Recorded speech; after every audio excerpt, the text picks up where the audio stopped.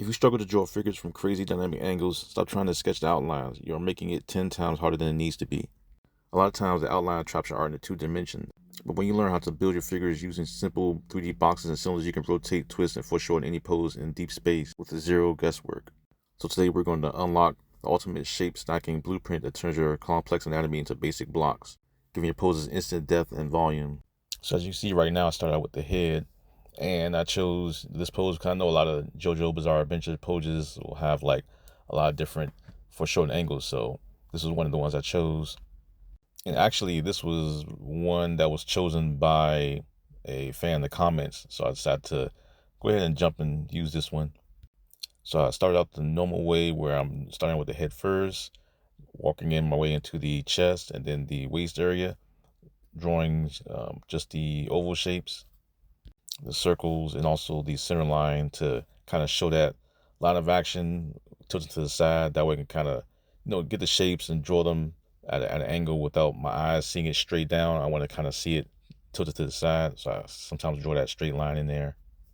Now I'm adding in these shapes for the hands, and I'm outlining it to show like just to make like a outline of a basic shape, just so you can get a general idea of where and how far the shape is towards the head and towards the chest area.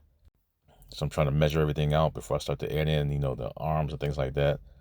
So I'm just drawing in, the knuckles and fingers and stuff like that before I start working everything else in. Because since you're working in the shapes and not the details, you can easily go back and forth and jump in, different positions and areas and fix it as you go along.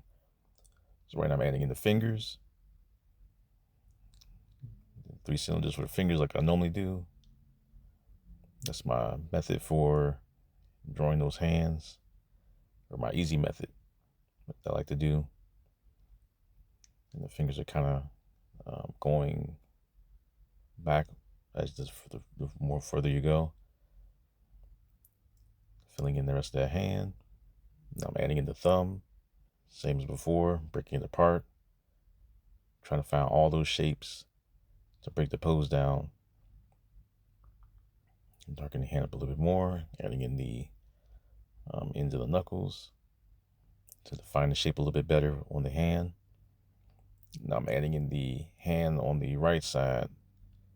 And since I already know where the hand is on the left side, I'm kind of just filling it in, trying to measure it up with the hand on the right side, as close as possible to the reference as you can. Adding in the shape for the fingers. And as you see, I'm just looking at the reference, and I'm just figuring out and adding the shapes as I go. Drawing that other finger, finding the cylinder. The cylinder is kind of shifted a little bit in 3D space, bent a little bit. So I'm adding in the other finger, attaching all the lines and shapes. Bring that down. And that's why finding the shapes is always, for me, the best way of practicing and figuring out poses, because you're trying to figure out how these poses will look in 3D space. You want to get that feel for how the shapes look when you start to add in those details. I mean, you could also go and you can do the sketch method also, but I like to do it this way. That way it's easy for you to pretty much learn. And when you start to draw and create your own poses from memory, just from just making stuff up, it's easy to do that using shapes. And I will make a video soon to also show how to do that. So right now I'm just attaching the arm. You see how easy it is to just draw those shapes in. Because you see I drew the circle for the elbow, even though I didn't draw the elbow out, but the elbow's there. And I drew also the circle for the shoulder, because a lot of those areas are kind of hidden. And so on that right side right here, I'm drawing the circle for the shoulder on this side. This one's more visible, so I kind of just, all you're doing is overlapping shapes. You're overlapping the shapes, and then the form will just show itself. So right now the pose is done, and all you do is just pretty much go over it and those details, and you're straight. Now this one, she has her hand coming out. So as always, start with the head. Try to work the head in there, and then all the shapes, center line, the oval shape for the side, center line for where the eyes will go. Now I'm drawing in these shoulders. The shoulder is raised a little bit, kind of attached to her, or raised to the bottom of the head. Now I'm drawing in the chest and getting into the waist. And you see this pose is also to the side. I think the other one's pose was turned to the one side, and this one turned to the other side. So kind of like a little dynamic view with how the poses are kind of slanted. I'm adding in the arm. It's just the hand is like the main focal point.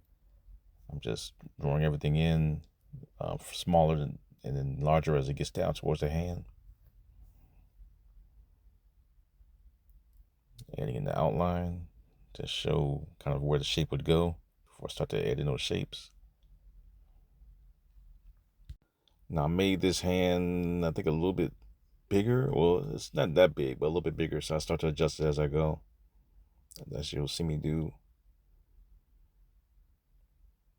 So right now I'm adding in the little fingers. So I'm starting to like figure out where everything goes, drawing the palm. And it's kind of a way of when everything's there, you kind of have to just figure out where these shapes will go and how they would relate and bend when you start to create those different angles and positions. I'm adding in that finger. And this is where I realized that the palm was too far down, so I raised up a little bit. Drawing the finger, so the finger is foreshortening itself. Not drawing too many cylinders, maybe like third cylinder is kind of hidden a little bit since it's foreshortened, going straight. And you see I raised that palm just a little bit more. Not like a big change, but just enough. I mean, you wouldn't really have to change it, but I decided to go ahead and make that change. Now I'm just bending all the fingers, looking at how the fingers are bent, and you're just drawing the cylinders as you see.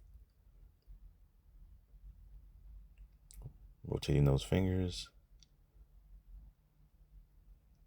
adding slight detail to the palm just to kind of be easy on the eye. Drawing another finger, tilt it down, bent a little bit.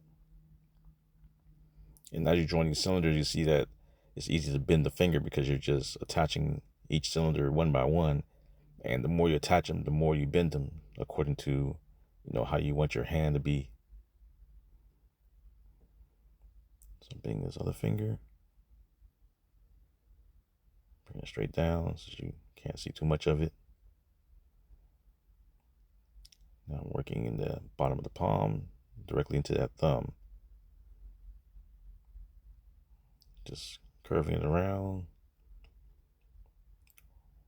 Adding in that circle, starting out that first cylinder. Going in there, breaking it apart. Just to get that thumb in there.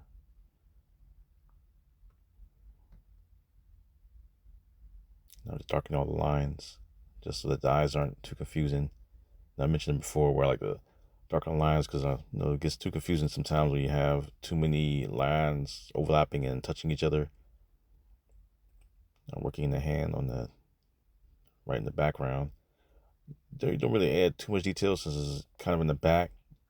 So usually the further closer to the camera it gets, the more detail you add, and the further out, the less detail. So I kind of just threw it in there because that's where it's going to be. But when you start to add details, you can detail it as you see fit. So right now I'm just finishing it up, adding some details, dropping the rib page, and throwing in some last minute lines. But overall, the pose is pretty much done. So if you want to see more videos like this, don't forget to hype it up, hit the like button, subscribe, comment for any other videos you want to see, and take care.